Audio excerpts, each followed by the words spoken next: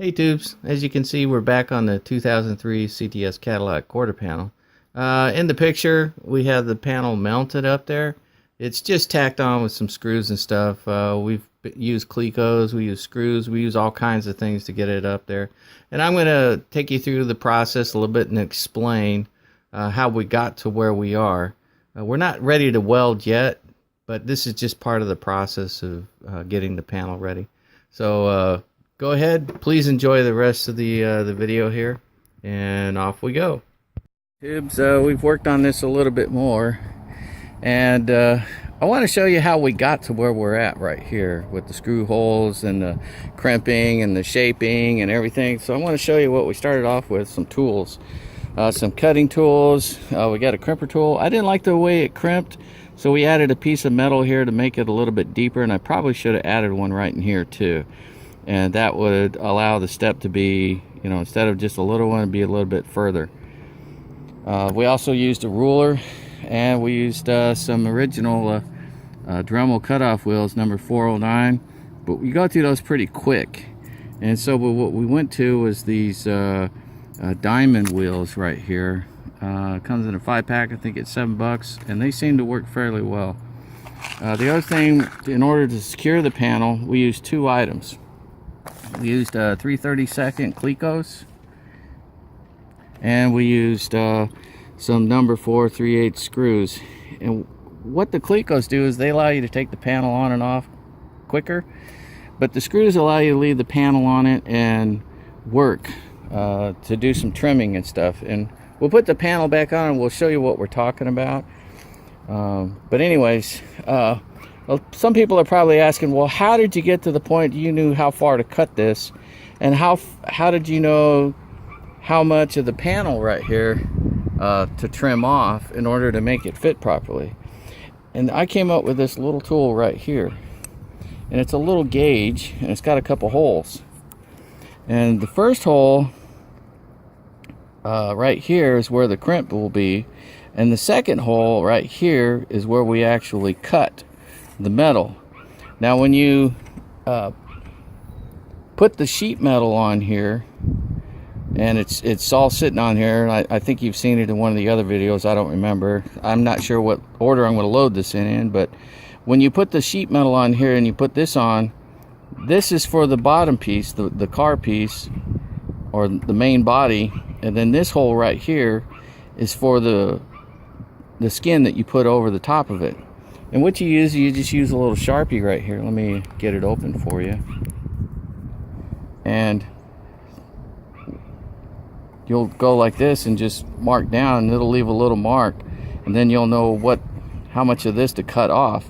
And then with the sheet metal on it, the actual quarter panel skin, you go like that, and it'll tell you where to cut the quarter panel, or at least where to start at. Now we did put it like this. We made it a little extra long on purpose, so after we crimped it with the crimping tool over here, we had a rough gauge of where the seam was going to be, and then we could go back later and trim that two different ways. To get the major trimming done, we did this. To get the minor trimming done with the quarter panel on, then we used the carbide wheels, or whatever they're called, I'm not sure. There's Dremel cutoff wheels and these diamond cutoff wheels, and that worked really good. So what we're going to do is we're going to go ahead and we're going to mount this skin on here temporarily with some Clecos, and we'll use one of these screws, and I'm show you what I'm talking about, using both this little gauge tool over here that I made, wherever I put it, oh, it's right here, and using the Cleco, the screw, and the diamond wheel. So let's go ahead and get that on real quick. After you get your quarter panel skin on, you're going to want to know, okay, how do I trim it? Well, I showed you earlier how we use the outside mark to trim the main body, and then how we use the inner mark here to trim the skin, and that's what we did. And this mark right here, it's actually long on purpose. And the reason it's long on purpose is because you want to be able to trim backwards a little bit towards the skin in order to give yourself more room. You don't want to be short on skin. You'd rather have a little bit much and then trim it back.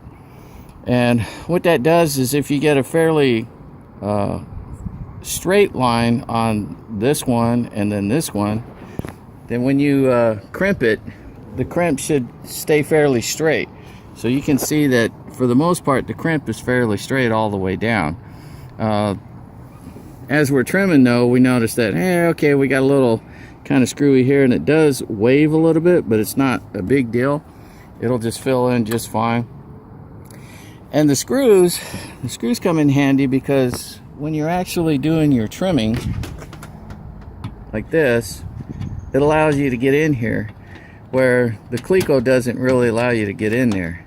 So the clecos are nice because it allows you to get the panel on and off quickly, but the screws are nice because it'll hold the whole panel on here while you actually do some trimming and get the step right here between the main body here and the skin. So that's kind of where we're at right now, and that's how we pretty much got to where we were. In order to get the holes for the screws or the clecos, we just used a regular drill and a 3/32 drill bit. And clecos are really nice. You just drop them in like this. Let me see if I can get it in here good enough. Okay, there we go. Oh, that one's a little bit off center. Hold on a second here. Get it in better. There we go. All right, and you just squeeze it, and it spreads like that when you release it. So let's go ahead and stick this in here.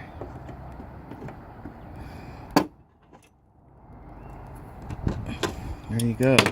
Oh man, don't drop that on the windshield. There you go. So now it's on there fairly tight. One of the things is, after you trim this, the edge on the bottom will be extremely sharp. Also, the edge will come down and then drop. And this little drop area right here that's extended down from the skin, you want to make sure and get yourself a file and trim that off, so when you do press this down and you're ready to weld it, it stays as flush with the main body as possible.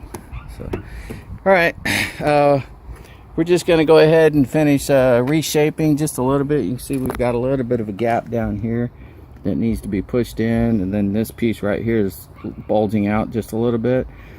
For the most part, it seems to fit in pretty good. This is, when we crimped it, it actually took the crease out of the main body part, but we're not worried about it. We'll just weld it up and put a little bit of filler in there. So for the most part, you can see where this is sitting fairly well now. Once we get it pushed down, we got a little bit crazy right here when we trimmed this on the initial pass, and so we're just gonna have to live with that. We'll weld it, and then we'll use filler in here as much as possible. All right, here we go. So it's looking good all the way up in here now. We did you can only crimp this way and crimp this way. You can't really crimp in a square format right here. So what we did is we just went ahead and cut this like this, and then when we weld it, this part is basically a butt weld in the corner, and then this is a lap weld all the way around. Same thing here. I don't know if you remember last time, but this area was quite a bit lower. This was like almost flat, and then we started looking at it. Oh no, yeah, we really need to raise this area up, and then raise this and contour it properly. One of the tools we also used to help us with our contouring was just a ruler. We just kind of laid the ruler up here and then followed along, and then looked for the highs and lows using this steel ruler, because what the steel ruler does is it really kind of catches, and it really just follows the body line, and you can really find your high and lows that way. Then you can adjust your metal to where it should be. So with that all said right here, this is kind of how we got started in actually putting this on here. And then of course you're gonna have to make sure your measurements are correct going in and out. Just follow the main body lines, make sure they're all good.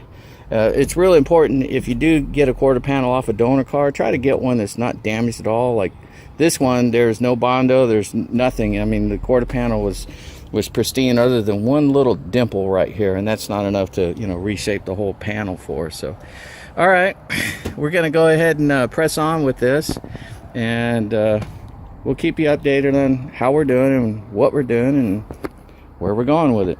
Y'all have a good one. Keith Noneya out, and please give me a thumbs up if you like it. You professional body guys, we're not professional body guys, but by all means, share your knowledge down in the comments for others to see, and hey, maybe we'll catch a tip on it for the next project. Thanks a lot, guys, again. Keith Noneya out. Bye.